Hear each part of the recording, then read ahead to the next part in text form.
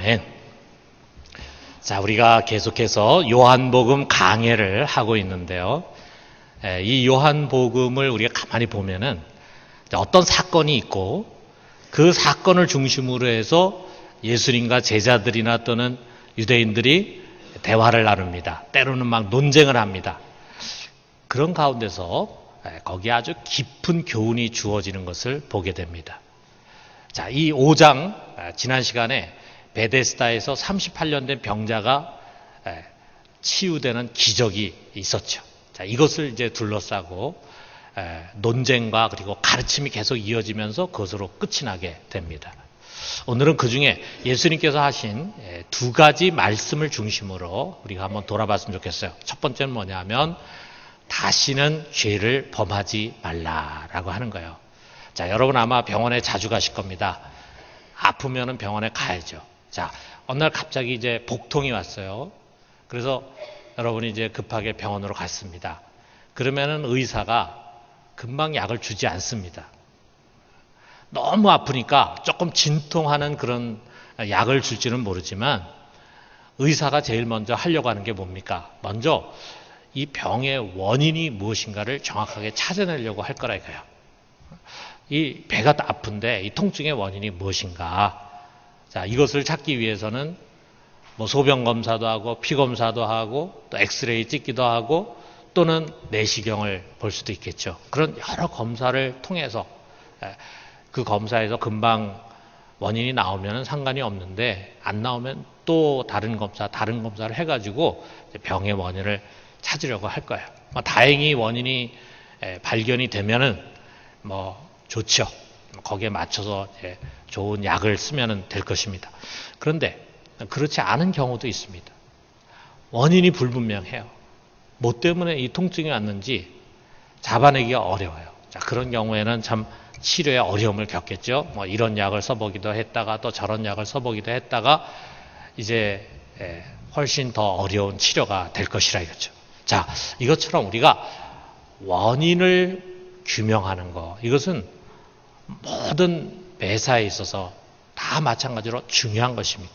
자, 비행기가 뜨려고 하기 전에 갑자기 큰 소리가 나고 기체 이상이 있습니다. 그런 원인이 어디에 있는가 찾아내가지고 그것을 조치를 취한 다음에라야 비행기가 뜰 수 있지 않겠어요? 자, 경기 침체의 원인이 어디에 있는가? 우리 한국 교회가 이제 성장이 멈춘 원인이 어디에 있는가? 자, 이런 원인을 찾는 일이 중요하다 이거예요. 근데 어떤 거는 답이 단순하고 분명하게 나옵니다. 그런데 어떤 것은 모호합니다. 많은 것들은 모호합니다. 그래서 사람마다 또 생각도 다릅니다. 자, 그렇다면은 여러분과 저에게 수시로 찾아오게 되는 이 고난이라고 하는 것의 원인이 무엇일까? 이 고난의 원인이라고 하는 것이야말로 우리 신학이라든지 철학에서 즐겨 다루는 아주 어려운 주제입니다. 그런데 이거는 철학자나 신학자뿐만 아니라 우리 평범한 사람 모두가 끊임없이 목사님에게나 또는 자기 주위에 있는 사람에게나 또는 자기 자신에게 던지는 질문이라 이거예요. 왜 그렇습니까? 이 고난이라는 것이 매우 다양한 얼굴을 하고 그림자같이 항상 우리를 쫓아다니고 있기 때문에요. 우리 가정에 왜 이런 고난이 왔을까? 왜 나에게 이런 몹쓸 병이 왔을까? 왜 하필이면은 우리 아이에게 그런 사고가 일어났을까?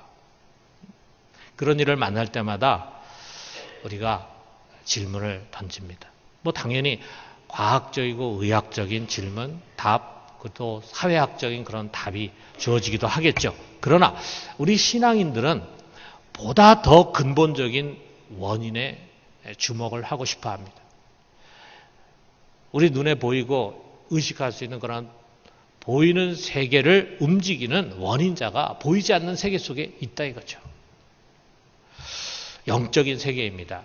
그렇기 때문에 우리는 그냥 우리가 의학적으로나 또는 사회적으로 얻을 수 있는 답, 그 이면에 영적인 세계에서 얻을 수 있는 답보다 더 본질적인 원인이 무엇인가 하는 것을 찾고 싶어 합니다. 자, 그래서 우리 고난의 원인이 뭐냐? 우리에게 찾아온 이 고난의 원인이 뭐냐 할 때 가장 먼저 떠오르는 것이 뭐냐면 바로 죄라고 하는 것입니다. 죄. 그럼 우리가 어떤 어려움을 만나게 되면은 우리 믿는 사람들은 염려도 하고 걱정도 하지만 먼저 죄를 떠오르게 됩니다. 죄. 여기 베데스다의 병자를 한번 생각해 봐요. 이 사람은 38년 동안을 이 병을 앓고 있었습니다. 그런데 어느 날 갑자기 누군가를 통해서 이 병이 났어요. 내 자리를 들고 일어나라. 그 한마디 명령을 했는데 그 명령에 그냥 자기는 순종하고 일어섰는데 병이 떠나갔어요. 깨끗하게 났습니다. 그런데 사람이 많은 가운데 예수님 벌써 자리를 피했기 때문에 낫긴 낫는데 누가 자기를 치료했는지를 알 수가 없어요.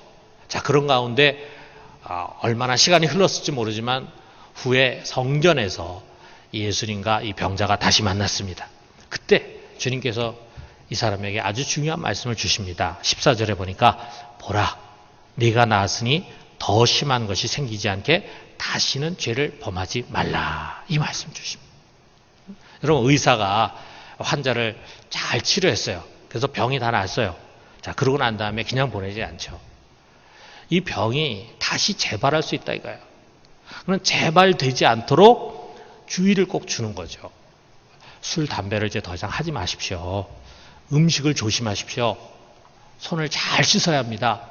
밤늦게 먹는 습관을 고쳐야 합니다. 뭐 이런 이야기들을 줍니다. 한마디로 병의 원인이 될 수 있는 행동을 반복하지 말아야 된다. 이런 이야기를 주는 거죠. 주님이 역시 내가 고쳤다라고 하는 것을 가르쳐 주려고 이 환자를 지금 만나는 것이 아닙니다. 그가 지금 깨끗이 났는데 다시 재발할 가능성이 있다 이거예요. 이것을 미리 막기 위해서 주님은 일부러 이 환자를 이제 만난 겁니다.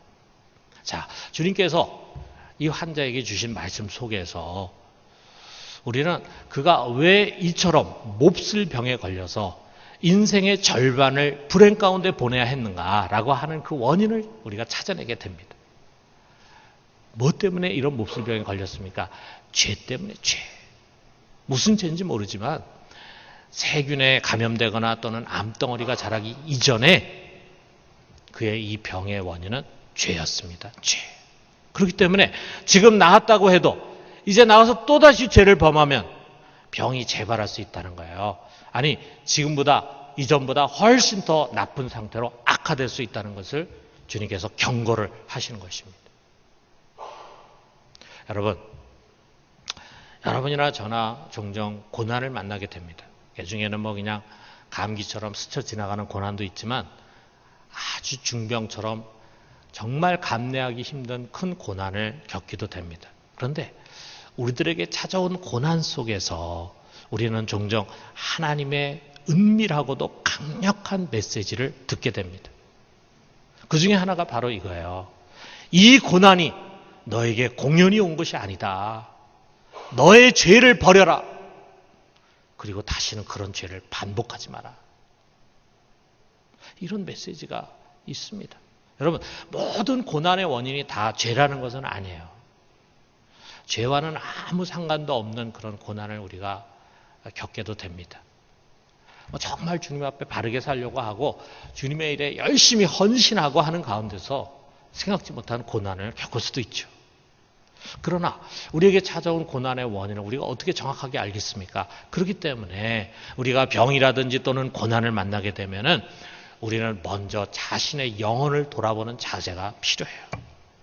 내가 하나님 앞에서 무슨 죄를 범했는가 생각하는 것입니다. 그리고 무엇보다도 그 고난을 계기로 해서 성도의 거룩함으로 돌아가는 것입니다. 여러분, 우리 사사기를 많이 읽어보셨을 텐데 거기에 사사기에 나오는 이스라엘을 우리가 한번 생각해 봐요. 그들이 범죄합니다. 그러면은 큰 고난과 역경이 찾아오는 거예요.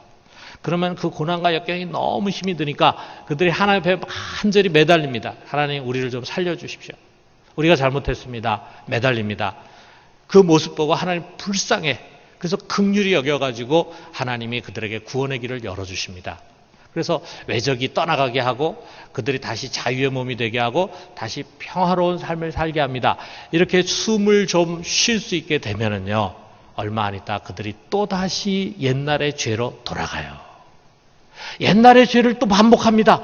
그러면 이제 또다시 고난이 오는데 이전보다 더 큰 고난이 옵니다. 더 강력하고 더 악랄한 적들이 쳐들어와 가지고 그들을 괴롭히게 되는 거예요. 자, 이러한 사이클이 무려 사사기에 7번이나 반복이 됩니다. 여러분 얼마나 어리석습니까? 사랑하는 성도 여러분, 우리 죄에서 돌이킵시다. 주님이 그의 긍휼로 우리를 여러 고난 속에서 건져주셨어요. 다시 숨을 쉴 수 있게 해주셨어요. 그렇다면 이제야말로 우리가 돌아서야 할 때입니다. 더 심한 것이 생기지 않게 다시는 죄를 범하지 말라. 오늘 이 주님의 음성을 우리 모두가 겸손히 경청할 수 있기를 주님의 이름으로 축원합니다. 자, 두 번째로는 아버지께서 일하시니 나도 일한다. 이 말씀 주셨어요. 자, 예수님이 지금 베데스다에 있는 이 병자를 치유한 날이 안식일이었습니다. 안식일이건 뭔 간에 38년을 그가 이 병으로 고통받았어요. 그런데 이 병에서 그가 노임받고 건강하고 자유의 몸이 됐다라고 하면은 주변에 있는 사람들이 정말 감격하고 같이 기뻐해야 하지 않겠어요? 그런데 그런 사람들이 이 안식일을 가지고 걸고 넘어집니다. 여기 10절에 보니까 그 곁에 있는 유대인들이 뭐라 그러냐면 안식일인데 내가 자리를 들고 가는 것이 옳지 아니하니라. 안식일이니까 오늘은 내 병이 나으면 안 된다. 그런 얘기 아니에요. 아니 지금 하루라도 빨리 이 병에서 벗어나고 싶은데 하는 말이 오늘 안식일이니까 너 오늘 나면 안 돼. 지금 그런 이야기입니다. 그리고 예수님에게는 왜 하필이면 안식일에 병을 고치느냐. 다른 6날도 있는데 왜 하필이면 오늘 병을 고치느냐 하면서 예수님을 미워하고 그 다음에 박해를 하기 시작했다. 이렇게 말씀이 이야기하고 있어요. 자, 우리가 이 말씀 볼 때요. 그 당시 유대인들이 얼마나 이 안식일 규례에 사로잡혀 있고 그리고 법에 얽매인 종교 생활을 하고 있었는가 하는 것을 우리가 볼 수 있잖아요. 자, 이 안식일로 시비 걸고 시험에 들어있는 유대인들에게 예수님께서 대답을 하십니다. 17절에 보니까 내 아버지께서 이제까지 일하시니 나도 일한다. 내 아버지께서 이제까지 일하시니 나도 일한다. 야, 정말 예수님의 짧은 말씀이지만 우리로 하여금 많은 것을 생각하게 하는 말씀입니다. 여러분, 이 안식일 문제는요, 요한복음에서 앞으로도 계속 나오게 됩니다. 그래서 우리가 더 여러 가지 각도로 다루게 될 거예요. 그런데 오늘은 예수님께서 하신 말씀, 일한다라고 하는 것에 좀 주목을 했으면 좋겠어요. 자, 먼저 하나님이 왜 이 안식일 계명을 십계명으로 주셨는가? 왜 우리로 하여금 일주일에 하루를 쉬라고 하시는가라고 하는 이 안식일 계명의 근거가 뭔지를 한번 좀 생각해 봐요. 그것을 하나님이 십계명을 얘기한 출애굽기 20장 11절에서 말씀하십니다. 이는 엿새 동안 나 여호와가 하늘과 땅과 바다와 그 가운데서 모든 것을 만들고 일곱째 날에 쉬었습니다. 그러므로 나 여호와가 안식일을 복되게 하여 그날을 거룩하게 하였느니라. 자, 짧게 말하면은 하나님이 쉬었다 이거죠. 하나님이 쉬었기 때문에 우리도 쉬어야 한다라는 말씀입니다. 하나님께서 엿새 동안 세상을 만들고 열심히 일하신 것처럼 우리도 엿새 동안은 열심히 일을 하는 것입니다. 그리고 하나님이 일곱째 날에 쉬신 것처럼 우리도 쉬어야 된다. 다시 말해서 안식일의 근거는 하나님의 쉼입니다. 하나님의 쉼. 하나님이 쉬셨기 때문에 우리도 쉬어야 한다 이거죠. 그런데 오늘 주님의 말씀은 다른 거예요. 17절에 뭐라 그럽니까? 내 아버지께서 이제까지 일하시니 나도 일한다. 주님 이런 말씀하는 거예요. 하나님이 쉬는 것이 아니라 일을 하신다는 겁니다. 정반대되는 말씀을 하시잖아요. 자, 우리가 이걸 어떻게 이해해야 되겠는가? 우리가 먼저 창세기로 돌아가 봐요. 자, 하나님이 엿새 동안 세상을 만드시고 마지막 날에 그가 만드신 모든 창조 세계에 대한 총평이 바로 이것입니다. 창세기 1장 31절에 보니까 하나님이 지으신 그 모든 것을 보시니 보시기에 심히 좋았더라. 하나님 보시기에 심히 좋았다라는 말은 정말 어디 험잡을 것이 없는 불완전한 것이 없는 완전한 창조라고 하는 것을 의미하는 거죠. 하나님이 이 창조 세계의 완전함을 보시고 그리고 안식에 들어가셨습니다. 자, 그런데 그게 끝이 아니죠. 그 다음에 어떻게 됐습니까? 그가 잘 만들어 놨는데 그 모든 것을 다스리라고 그의 형상을 따라 지음받은 인간이 죄를 범함으로 말미암아 그 인간을 통해서 죄가 세상에 들어오게 되고 그 죄로 말미암아 사망이 들어오게 된 겁니다. 다시 말해서 정말 정성을 들여가지고 아주 아름답고 이쁘게 꾸민 정원이 있는데, 그래서 모든 사람들이 보면은 참 힐링을 느낄 만한 그런 아름다운 정원이 있는데 어느 날 태풍이 몰아쳤어요. 그래가지고 그 정원이 막 완전히 엉망이 됐습니다. 이런 것처럼 하나님의 창조 세계가 우리 인간의 잘못으로 말미암아 뒤죽박죽이 돼버린 것입니다. 성경의 표현에 의하면 모든 피조물이 허무한데 굴복하고 그리고 썩어짐의 종로로 탄다 그랬어요. 그러면서 탄식하고 고통하게 되었다라고 말합니다. 여러분, 다른 데 말고 오늘 이 성경이 가르치고 있는 이 베데스다라고 하는 것을 우리가 상상해 보면은 여기 그 대표적인 모습 아니겠어요? 하나님이 이런 비참한 모습 만들려고 세상을 창조했겠어요? 우리 인간을 창조했겠어요? 근데 하나님이 창조하신 다음에 보기에 심히 좋았더라라고 하는 그 모습과는 전혀 반대된 모습이 지금 이 베데스다의 모습 아니겠습니까?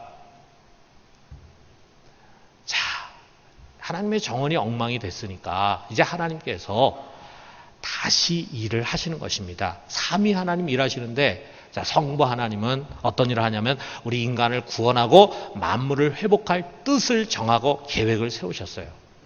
성자 하나님은 바로 그 하나님의 뜻과 계획을 실현하기 위해서 우리와 같은 몸으로 세상에 오시고 그리고 십자가에서 죽으심으로 죄를 없이 하신 다음에 부활하고 승천하셨습니다. 그 다음에 성령이 바톤을 이어받아가지고 이 세상에 예수의 이름으로 오셔가지고 그 예수 그리스도로 말미암아 이루어진 십자가의 구원을 증거하시고 그리고 우리로 하여금 그것을 믿게 하시고 그래서 구원을 받게 하시는 구원의 역사를 계속하시는 겁니다. 그리고 이제 마지막이 되면은 성자 하나님께서 다시 오셔서 최후의 심판을 하시고 이제 만물을 하나님 안에서 통일되게 만드는 것입니다. 그리고 난 다음에 이제 비로소 참 안식이 완성이 되는 것입니다. 우리는 지금 아직 그것이 완성되지 않은 그 기로에 살아가고 있어요. 성령께서 오시고 이제 주님께서 다시 오시기 전 그 사이에 우리가 살아가고 있습니다. 그래서 여러분, 이 하나님의 뜻을 이루기 위해서 하나님은 지금도 쉬지 않고 일하십니다. 이제까지 일하십니다. 아버지가 이제까지 일하시니까 그 아들 역시 지금도 일하신다 이거예요. 자, 우리 주님께서 지금 일하시면은 당연히 그의 종이 되고 그의 제자된 우리들도 일해야 되지 않겠어요? 여러분, 안식일은 아무것도 안 하는 날이 아니라는 것을 예수님 우리에게 가르쳐 주십니다. 안식일은 어떤 날이냐? 일하는 날이에요. 일하는 날. 우리 가게 문을 열고 직장에 나가가지고 생업을 위해서 일하는 그런 날이 아니고 자기의 이익과 즐거움을 위해서 사역하는 그런 날이 아닙니다. 그럼 무슨 일을 하는 날입니까? 사람을 살리는 일, 선을 행하는 일, 병을 고치고 갇힌 자를 자유케 하고 은혜의 복음을 전하는 일, 다시 말하면 이 세상에 메시아가 와서 그리스도가 와서 해야 할 그 일을 우리가 하는 날이 바로 안식일이라 이거예요. 무엇을 해서는 안 된다, 여기에 초점 맞추는 것이 안식일 계명이 아닙니다. 플란머라고 하는 사람이 이런 말을 했어요. 선한 일을 하지 않는 것은 안식일을 지키는 것이 아니라 죄를 범하는 것이다. 우리가 꼭 해야 하는 생명의 일, 선한 일, 하나님의 일, 그거 하지 않는 거, 그거는 일을 안 하는 거기 때문에 안식일을 지키는 것이 아니고 오히려 죄를 범하는 것이다 라는 의미라 이거예요. 여러분, 안식일만이 아닙니다. 우리가 하나님의 자녀로, 하나님의 사람으로, 그리스도인으로 부르심을 받은 날부터 여러분과 나의 육신의 생명이 다하는 그날까지 모든 시간은 일하는 시간입니다. 우리가 그러면 언제 쉽니까? 우리의 안식은, 참 안식은 유보가 됐어요. 이 세상에서가 아니라 저 세상에서. 이제 조금 시간이 지난 뒤에 여러분과 저는 그 안식에 들어가게 될 것입니다. 여러분, 우리가 이 베데스다에서 보여주신 예수님의 행위를 생각해 봐요. 그날은 안식일이었습니다. 그날 자신을 찾아온 병자를 어쩔 수 없어서 고치신 것이 아니에요. 예수님이 안식일임에도 불구하고 스스로 그 베데스다를 찾아가셨어요. 그리고 그 병자를 만나시고 그를 치료해 주셨습니다. 이것을 통해서 우리에게 가르치는 바가 이겁니다. 안식일이라고? 그래서 쉬겠다고? 지금 해야 할 일이 이렇게 많은데, 그래서 내 아버지도 지금 일하시는데, 그래서 나도 일하고 있는데, 너희도 일해야지. 너희도 일해야지. 지금이 쉴 때가 아니잖아. 너희도 일해야지. 여러분, 오늘 우리가 이 주님의 음성을 들읍시다. 여러분, 우리가 얼마나 나태해지기가 쉽습니까? 예수를 믿고 구원받아서 이미 내 손에 천국 티켓이 쥐어졌으니까 예배 좀 빠져도, 전도하지 않아도, 내가 봉사하지 않아도 구원받는 데는 문제 없어. 난 예수를 믿으니까, 구원받았으니까 어떻게 살아도 나는 구원받을 거야. 여러분, 이런 방종의 생각이 우리를 얼마나 엉터리 신자로 만들고 있습니까? 엉터리 신자. 한 번 주일 예배 드리는 것으로 내일은 끝이다. 나도 왕년에 일을 많이 했는데 이제는 좀 쉬면서 신앙생활 하자. 좀 빛나는 일을 하고 싶은데 그런 일은 시켜주지 않네. 저런 불편하고 힘든 일, 누가 알아주지도 않는 일, 젊었을 때는 했지만 이제는 하고 싶지 않아. 아무개 때문에 시험 들고 마음 상해서 나 이제 일 안 할란다. 이런저런 핑계를 대면서 여러분 뒷방 구석으로 물러서 있지 않습니까? 하나님의 일은 소극적이고 뒷전이면서 그저 자식들 문제, 가족들, 자기 몸에 관한 일이라면 앞뒤 안 가리고 뛰어드는 그런 이기적이고 세속적인 그리스도인으로 살아가고 있지는 않습니까? 여러분, 우리가 다시 사역의 자리로 돌아옵시다. 우리는 지금 일하도록 부르심을 받은 시간, 우리는 지금 일하는 시간입니다. 우리가 월요일부터 토요일까지는 직장에서 일을 하고 그리고 주일날 쉬는 날이잖아요. 일하는 시간에 열심히 일하는 것처럼 지금 우리는 일을 해야 하는 시간입니다. 성령께서 우리 하나하나를 불러가지고 우리에게 때로는 은사도 주시고 직분도 주시면서 각 지체를 섬기게 하십니다. 그래서 모든 지체가 우리의 섬김을 통해서 유익을 얻고 세워지도록, 그래서 그의 몸된 교회와 하나님 나라가 든든히 세워가도록 하는 것이 성령이 하시는 일이에요. 그렇기 때문에 여러분, 성령께서 세우시는 교회의 모든 직분에는요, 명예직이라고 하는 것이 없습니다. 명예직. 일은 안 하고 내 명예를 세우는 그런 명예직은 없어요. 딱 하나 있습니다. 그것이 뭐냐? 우리 같은 더러운 죄인을 아무 수고와 노력 없음에도 불구하고 거룩하다 칭하시는 직분, 성도라고 하는 직분, 그 직분이 명예직입니다. 성도는 우리 모두에게 동일하게 주어진 영광된 직분이에요. 그 이외의 모든 직분은 명예직이 없습니다. 다 일하도록 세운 직분입니다. 집사는 다른 사람을 섬기도록 세워진 사람들입니다. 안수 집사, 권사는 집사보다 더 많은 일을 해야 되고 더 신앙에서 본이 되어야 하는 사람들입니다. 장로는 그보다 더 본이 되고 더 많은 일을 해야 하는 사람들입니다. 지도자가 될수록 더 많이 섬기고 더 십자가를 지고 더 이름 없이 빚도 없이 헌신하는 것입니다. 여러분, 우리가 명심합시다. 우리 신앙인들에게는 은퇴라는 것이 없어요. 은퇴가 없습니다. 여러분, 하나님의 일에서 우리가 은퇴하는 것은 생명이 다하는 것이에요. 여러분과 저의 은퇴 시간은 언제인지 아십니까? 우리 육신의 생명이 다하는 그 시간이 우리들에게 은퇴 시간입니다. 이제 더 이상 우리는 일할 필요가 없어요. 이제 주님은 그래, 그동안에 네가 정말 수고 많이 했다, 애 많이 썼다, 고생 많이 했다, 이제 여기 가서 쉬어라 해가지고 영원한 안식으로 부르는 겁니다. 여러분, 우리가 교회에서 은퇴식도 있고 그런 거 있는데 그 의미는 이제 내가 사역을 그만둔다는 것이 아니라 지금까지 해오던 사역을 내려놓고 다른 사역을 한다는 의미예요. 내가 이곳에서 일했는데 이제는 다른 사역지에서 일을 한다는 의미지, 우리가 하나님의 일에서 은퇴하는 것은 이 세상을 떠나는 일입니다. 사랑하는 성도 여러분, 보이지 않지만 우리 주님께서는 지금도 일꾼을 부르십니다. 추수할 것은 많은데 일꾼이 없도다. 주님의 탄식 소리가 들리지 않습니까? 정말 그의 나라를 세워가야 되는데, 하나님의 뜻을 이뤄가야 되는데, 주님께서 오셔서 모든 것을 다 바쳐서 그 일을 하셨고 이제 그 남은 것을 우리들에게 맡겨주셨는데 일꾼이 부족합니다. 여러분, 할 일이 없다고요? 그렇지 않습니다. 주님께서 이것을 위해서 이제까지 쉬지 않고 일하시니 성령께서 힘을 다해서 우리 속에서 역사하시니 우리도 일해야 합니다. 여러분, 일하는 손을 놓아서는 안 됩니다. 그러면 죽는 것입니다. 사역이 없는 삶은 생명이 없는 삶입니다. 생명이 다하는 그날까지 열심히 성실하게 일합시다. 그래서 우리 주님 앞에 설 때, 언젠가 우리가 주님 앞에 서게 되는데, 주님 앞에 설 때 주님께서 우리를 바라보시고 미소 지으시면서 잘했다, 착하고 충성된 종아, 이런 칭찬을 듣는 우리 모두가 되기를 주님의 이름으로 축원합니다.